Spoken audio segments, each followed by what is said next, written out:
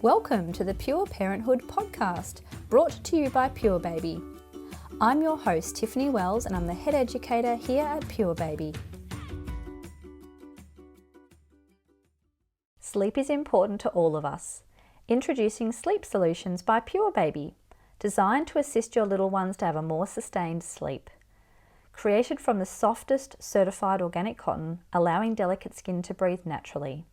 Learn more and shop the range at www.purebaby.com.au. Sleep well, everyone. Hi everyone, in today's episode we'll be chatting all about baby sleep patterns, sleep routines and discussing some simple practical ways to help you all get a good night's sleep. We're so excited to once again have Tara from the Gentle Sleep Specialist joining us. For those of you who have listened to previous episodes, you would have heard Tara on episode 6. If you haven't, be sure to check it out after today's episode. It's so lovely to have you back, Tara.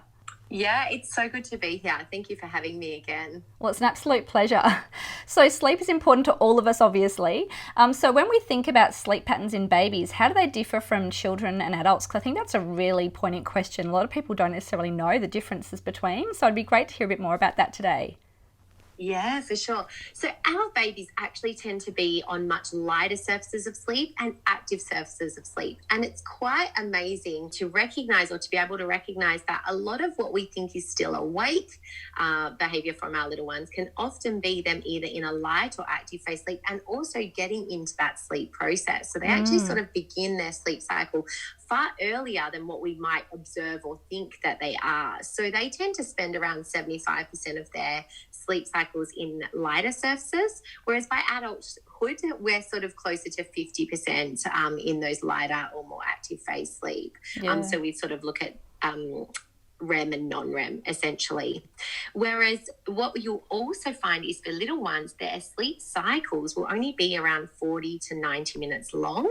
As we get older, those sleep cycles start to go up and up in terms of length. So yeah, they tend to sleep a little bit lighter and have much shorter sleep cycles as well. Yeah, wow, that's so interesting. I'm sure that all of our listeners will agree that that's just so helpful to know a little bit more about that too, because understanding that is just so helpful, I think, and it really helps people to put a bit of an idea around this whole sleep thing, because it's such a tricky thing to figure out. Oh, interestingly, all of us actually spend the first 4 to 5 hours in our deeper sleep, and then the second half of the night tends to be the lighter sleep cycles. So we sort of go into that deep sleep at the beginning, and then we go through our lighter sleep in the early hours of the morning as well. So yeah, we share that in common. Yeah, and that's good to know too. It's good to know that obviously there are real similarities there, but some real differences that we'll talk a bit more about today. So that'll be fantastic. So recently I've heard though that routines with babies and things like that is still important. However, a lot of midwives now tend to say it's best not to stick to them to the minute, as it can cause a lot of stress for parents. So would you say that's correct in your experience, Tara? Because I think that there is a bit of misconception out there about routines now. Yeah. Listen, I would say I'm in middle road here. So it is so imperative for us to somewhat lead our babies. So I do tend to find that, setting some sort of pattern for them can be really important from the get-go. But that doesn't have to mean strict schedules that, we have to wake babies, strict feed times, and a lot of pressure around that. So I tend to run sort of middle road. And what I would sort of be aware of is their awake times and how long they should be awake for each sort of point or each month or age, and then focus on effective feeds in that time. So keeping them just that little bit more, awake, so they're having a good feed in that awake period, and then offering the sleep sort of before they get really overtired. But you don't need to stick to these real ritualistic, you have to pull the blinds at this point, then you have to say a certain phrase or a certain song, and, everything has to be run by the minute. We have to wake our baby after 30 minutes and, those sorts of things. We can definitely sort of relax and find that middle road between leading with a pattern, leading with the right awake times, offering the sleep when it's due, but then at the same time just removing some of that really strict, pressure building schedules as well. Yeah, that makes so much sense. I think, with my first, I remember actually I felt a lot of pressure to stick to a really strict routine. That was sort of what I was told, because my oldest is now 19, so that was a long time ago. And I remember even waking her at times because when she was due for a feed, and I thought I better feed her or it's going to stuff everything up. So, I was completely different though, where with my other two, so my second and third babies, it was a completely different story because I sort of knew by then that it wasn't imperative to stick to that routine, and I had to do what I felt was best for that particular baby. Yeah. So a completely different story second and third time round, that's for sure. So Tara, it'd be great to learn more about how babies develop when they're sleeping. Can you give us a little bit of insight into that today? Because I think that's so important too, to understand that. Yeah, this is like one of my favorite things to talk about, because when it comes to little ones and sleep, we often underestimate. I think society has this view that sleep is, it's a luxury if you get it, but sleep really is health. And so basically when they're sleeping, the connections form between the left and right hemispheres of the brain, and they're more strengthened. We get myelin forming around nerve fibers in the brain. So a lot of the way to look at that is that they learn during the day and they store and process and then create memories around that. So it's almost like the networks, form during the night, during the sleep time, their sleep time, be that day or night, but during sleep. So brain functions mature, critical abilities such as language, attention, impulse control, feeding success, skill development, those things are all so reliant on good sleep. Growth hormones are released in good sleep. There's a reduction of stress hormones. There's a building of immunity during sleep. There's actually so much, sleep is health. And the more that we can recognize that for our little ones and sort of consider that as a priority and encourage good sleep patterns, the better, because it is so essential for their brain, forming, and also for their development and for their growth as well. Yeah, wow. Sleep really is so important, isn't it? And I think that's something like you just explained. It's so much to do with your actual overall health. And with so much happening during that time when you are asleep, it's clear that getting a good night's sleep is really so vital for everyone. And I think, like you said, understanding a bit more about why is so great. So now moving on to another thing that I'm sure our listeners will all be keen to know about. How do parents create a safe sleep space for their baby, and what's involved with that? Because I think there's, again, a lot of information about that out there, but it's great to have a bit of advice from someone like yourself who's dealing with these sorts of things and sleep all the time. Yeah, totally. So when it comes to their sleep space, and this is just some general advice as well, you don't need to overdo too much, right? Like, we want to keep it nice and simple. That, you can put stickers on the wall and have all those nice things. Yeah. But in terms of safety and that side of things, you want to make sure, firstly, that you've got a really flat, firm sleep space for them with nothing else in that sleep space, basically. Yeah. So we want to make sure that, they have just that clear area to sleep. You need to be mindful of things that, for example, some of the nests and co-sleepers and things like that. Just make sure you check the regulations around those things first. But typically, be that a bassinet or a cot, so having their own safe sleep space, sleeping them in your room is recommended for the first sort of 6 to 12 months if possible. Yeah. Then what I would do from there is basically look at making sure there's nothing else in the cot for them, keeping an eye that the room isn't too hot. So we're keeping an eye on that temperature as well. And that doesn't mean that you have to get, that can be such an anxiety triggering area. It's kind of like, do I, dress them in this or that? But you don't need to sort of stress too much, just that common sense around making sure the room's not too hot. They really don't need pillows and bedding until they're sort of 3 and over and in a bed, for example. Yeah. And then basically what you would, just be making sure is that there's no shelves, cords, things like that. So there's nothing that, they can be reaching the curtains or the blinds, that they're not, right underneath the shelf, and that they're not near cords or power points, because they do surprise us sometimes when they start to move more. And, some people have their monitor in the cot or white noise things in the cot, but we really want to make sure that that's all cleared out and they've just got a really simple space to sleep in, and then making sure, obviously, that they don't have big blankets and things like that on them as well. Yeah, absolutely. I think that's so great to have a bit more detail about that, because I think it's good to have some practical things to tell people as to what they need to do. And there's some great tips out there. And I think, we often talk about the SIDS safe sleeping recommendations and things in nesting workshops that we hold. And I, always talking about that. And there's great brochures on their website. So it's awesome that we've got all those resources today to help and support parents in setting those, safe sleep spaces up for sure. So Tara, what else can parents do to help the little ones get to sleep? I know this is a big question, but are there some other things that you always recommend or that you would say are definitely top tips? Yeah, well, this is my jam. So this is a great question. So I would just, as a general sort of overlook on how we can help and the things that we can just have as considerations. So first of all, just being mindful of awake times. So that's really important. And what I would say is that little ones generally track very similarly to one another, right? So they sort of move, from 2 naps to 3 naps to 2 naps, 2 naps to 1 nap, within a couple of months of one another typically. And so just having that general awareness around your little one's awake times, for each month, for example, and then you pair that with observation. So what I would look for is I'd be like, right, I've got a 6-month-old, their awake time might be close to 2 hours, but my little one might get a bit tired beforehand or a little bit over. So what I would be looking at is the calm before the storm. Yeah. And what that means is that you might find that they lose a bit of engagement prior. So they're just sort of, they're not interacting so well. They're turning away. They're trying to avoid that interaction. They're going a bit more quiet. And that's when I'd sort of, that's usually a better time to look for. By the time that they're really sort of rigid in their movements, red eyes, irritable, it might just be that little too late. So know their general awake time, and about 15 minutes before that, do some observation and just look for those signs. Then once you sort of can pick that up, then you can sort of know, okay, my little one does better, for example, with an hour 45 awake time or just over 2 hours, that sort of thing. Just being mindful and knowing how many naps that they should be on for their age.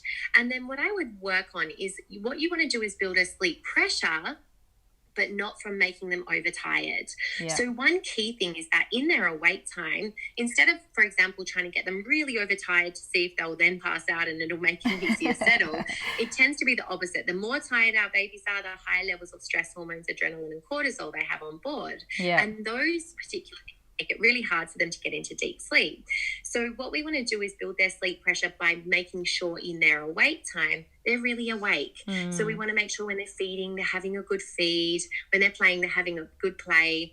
Because if they take multiple times in their awake periods, let's just say they're, for example, on the feed and they're really dozy, or they're having multiple feeds in that awake period and they're very drowsy, and then they fight sleep, it's most likely because they've lost that sleep pressure. Yeah. So it's like focusing on making sure they're awake in their awake time, then they have that pressure to need to go to sleep and to have that appetite for sleep when it's due, essentially. So then I'd look at that feeding side of things and just, take note. If your little one particularly fights sleep, particularly at bedtime or nap times, making sure that you're keeping a check. Well, actually, have they spent half of the awake time, on and off the breast or on and off the feeds?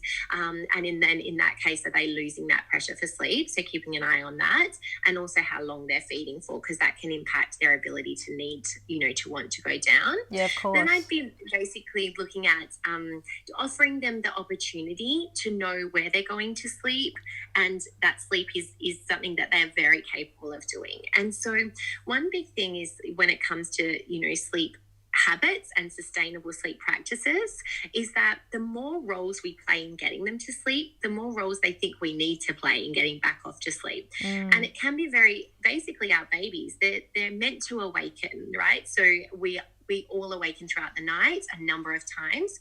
And it's essentially, the way I want people to look at it is that that's actually more of a safety check.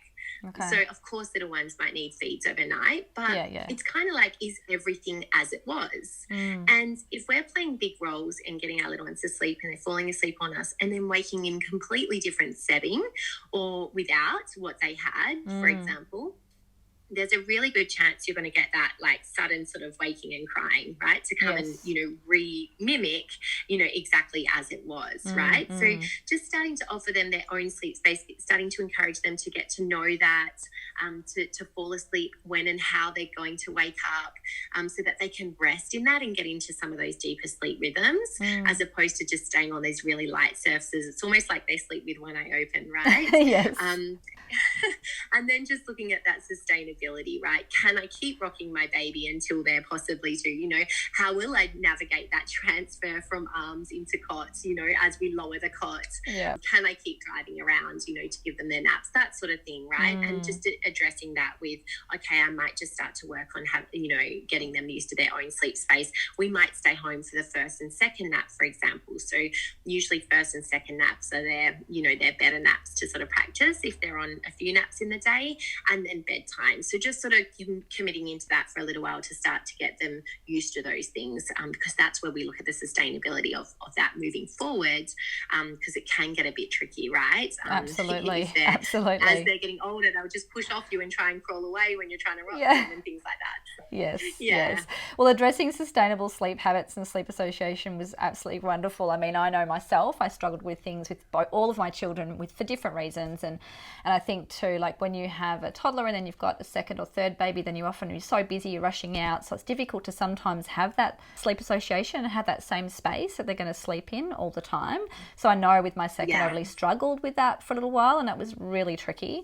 And I think sleeping them, as you said before, not having them too hot. I know sleeping in natural fibers and things and having good airflow definitely made a huge difference. I'm sure that you'd agree with that too.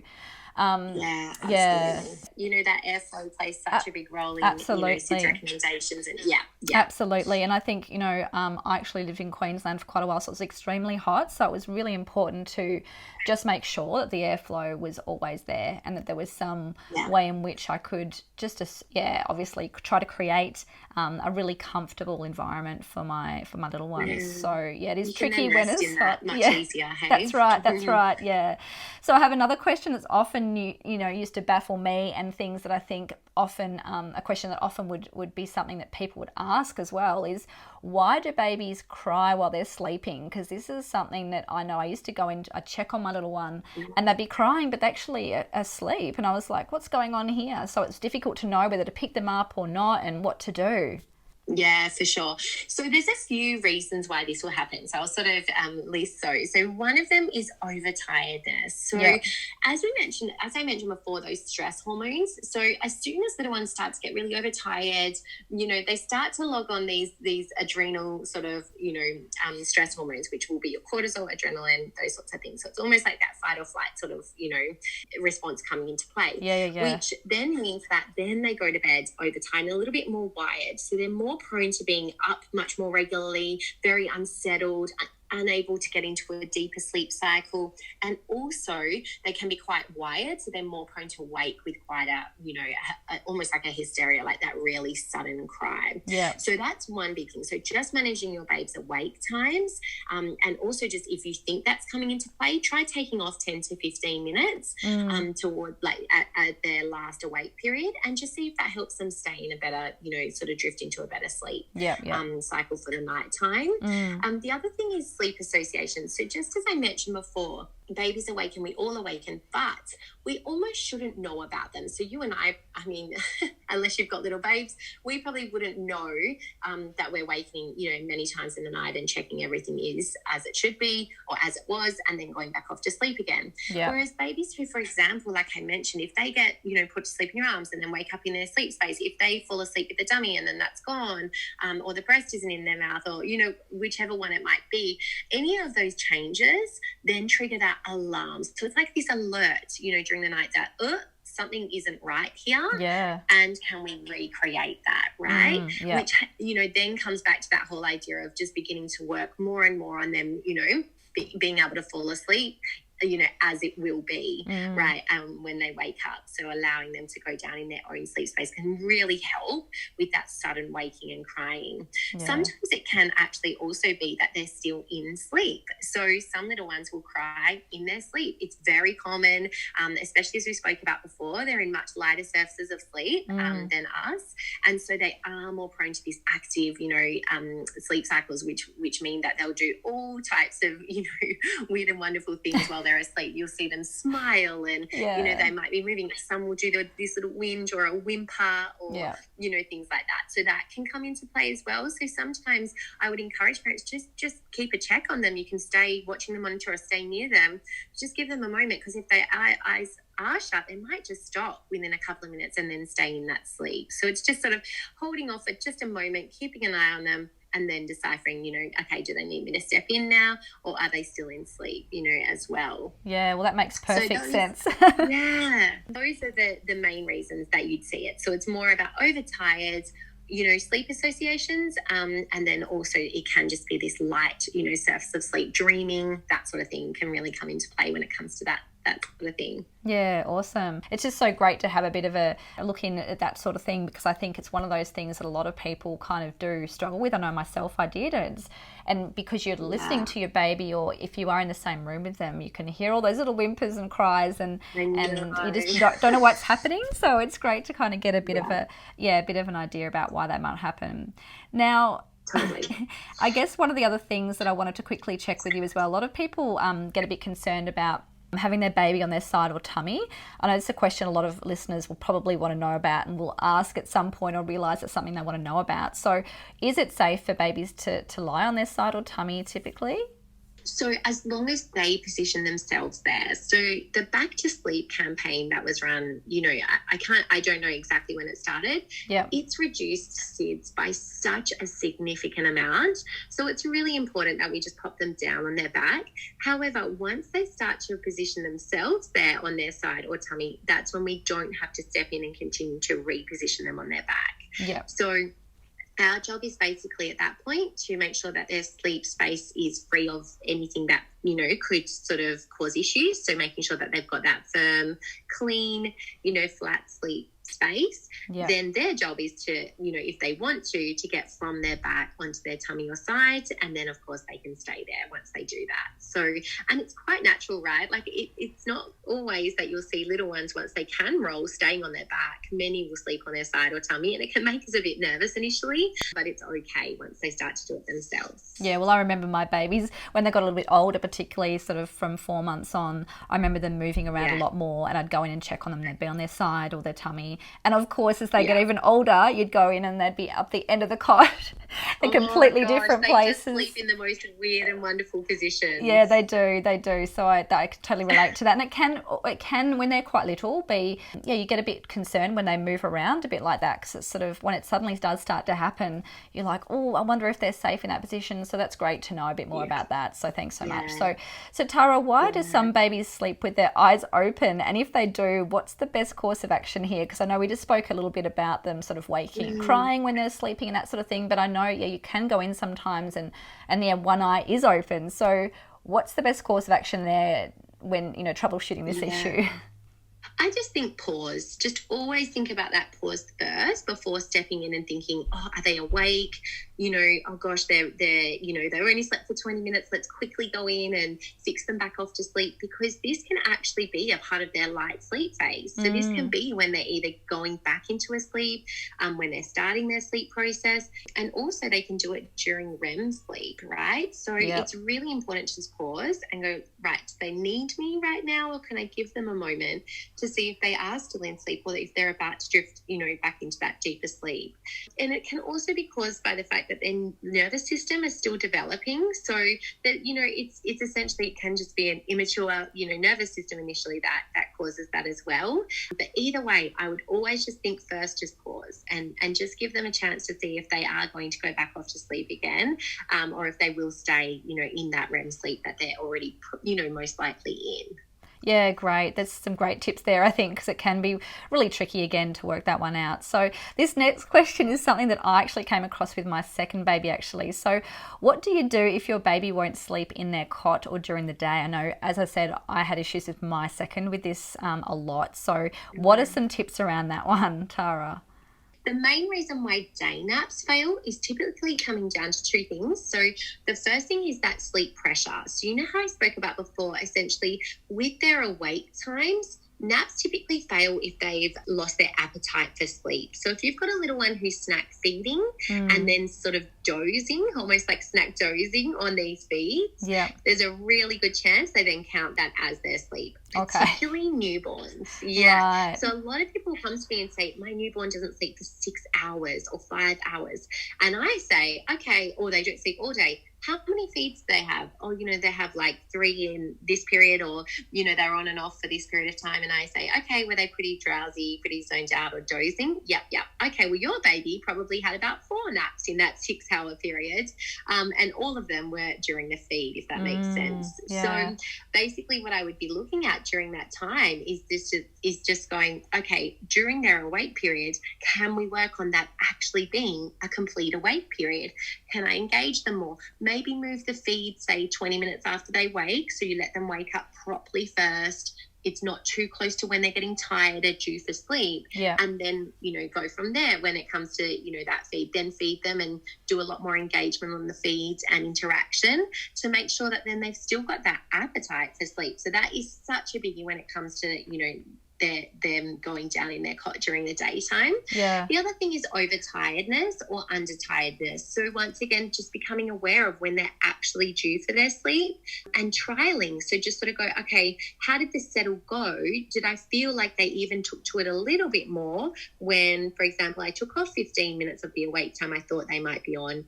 Or, should tomorrow I try adding 20 minutes to when I thought they should be going down, and sort of trialing and seeing which one they sort of respond better to can just give you a really good direction to head in, right? Yeah, awesome. This is such helpful advice. Yeah. It's incredible. Totally. And also I'd just be aware that sleep associations, so again, if they won't go down in the cot, what I would ideally run is close to sort of waiting 20 minutes, doing the feed, keeping them awake, then basically offering them the opportunity to go down in their sleep space and working on that for a couple of days. So that's, what I do when I work with clients is about looking at, okay, well, how can we get them to start associating their sleep space, not something you have to do time and time and time again with sleep, because it's repetition and association. Yeah. So if they're used to us doing something time and time again for sleep, of course, when we go and put them down, there's going to be this period of change where we then have to, manage that change with response and,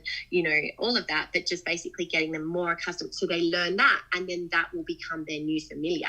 Because all it is that if we repetitively put them in the car to sleep or they are in the carrier to sleep, that's what they learned to know, and that's what becomes their familiar, so it feels comfortable. So the change can feel a little uncomfortable at first, but once we start to practice that and get that as their new familiar, it just makes those day naps so much more achievable. Yeah, that's great. It's just so good to have those practical things that you can actually consider and think about, because I think it all just becomes a bit overwhelming and it's hard to know where to start. So that's great. So so if your baby's overtired, what is the best thing to do in your mind? What is your typical response to that with people? What I would is always sort of look at going, okay, why? How's this happened? Can I prevent it for the next time? And that might be that, for example, you've been out and you've tried to keep them awake until you get home, and then it's kind of backfired, let's just say. So in that case, you just know, okay, next time I'm out, I'm just going to let them have a sleep, and then we'll run, the next sleep at home, for example. And so that just being aware of those times when it did happen and sort of going, okay, how can we manage that next time? Knowing their awake times and being aware of those. But then the next thing that I would do is once they are overtired, you really want to almost bore them. So you really want to, I would, especially if they're younger and in swaddles, I would swaddle Barb, put them in a wrap. You can also put them in like a settling hold. So sometimes not making eye contact can actually be more soothing in terms of them being able to shut out the external stimulation. Whereas sometimes we go the opposite. When they're crying and overtired, we pass them around, we put, shaped rattles in their face. We're like, kissing them and right in their face. Whereas often it's just almost this, I want you to add, a bit of that, comfort. So close to you, keeping them close to you. Don't do too much eye contact. That doesn't mean you can't look at your baby. It just means trying to lessen what's coming into them. Then a bit of motion and some white noise or a shush. So, but particularly white noise, because it helps block out external. Sometimes babies who are really overtired will actually cry as a preservation mechanism to block out external input, right? Wow. So they're very clever. Like that is essentially, in my opinion, where some of this colic can come from, is babies who are obviously windy, and there's lots of different theories, but there's a really great idea of boring your baby out of colic, right? So it's essentially just making sure that we're trying to, just lower things, not try and, snap them out of it, but more just trying to soothe them through that period of time. So minimize the interaction, a wrap, dark room, white noise, and just get them to sleep however you can. So even if you've been working on some in-cot settling, even if you don't usually, do a particular thing to get them to sleep, do what you need to at that point. It might be a feed to sleep, let them have a rest, and then reset. Okay. Yeah, that's a great idea, I think, to give that a bit of a tip there, because I think, again, if you do have a structure you're trying to work on, you really worry, I think, if you're breaking that cycle or breaking that structure. So I think it's good to kind of give yourself permission to sort of go, okay, well, this particular instance is different. Let's just deal with this. And then, as you said, start fresh. Absolutely. And we just don't need to be in like too much pressure, right? We want to try and simplify things and also be kind to ourselves during that process and just be like, right, Bob just needs some rest. Let's just do what we can and walk in the pram, whatever sort of we can do, and then reset from there. Yeah, well, it's definitely a tricky one. In my opinion, I've dealt with that throughout my life with my children and definitely was a tricky one. So thank you so much for coming on today, Tara. I'm sure everyone listening has picked up so many new tools and tips. Yeah, it's my pleasure. Thank you for having me once again. It's been a pleasure. Wonderful. Thanks again. So if you'd like to learn more about baby sleep patterns, routines, or other super useful sleep tips, please check out Tara's website at www.gentlesleep.com.au or her Instagram at The Gentle Sleep Specialist. Sleep well, everyone. Thank you so much for taking the time to tune in today. I hope you found this helpful. Don't forget to subscribe and tell your friends about this podcast. And if you'd like listening, please leave us a review. See you next time.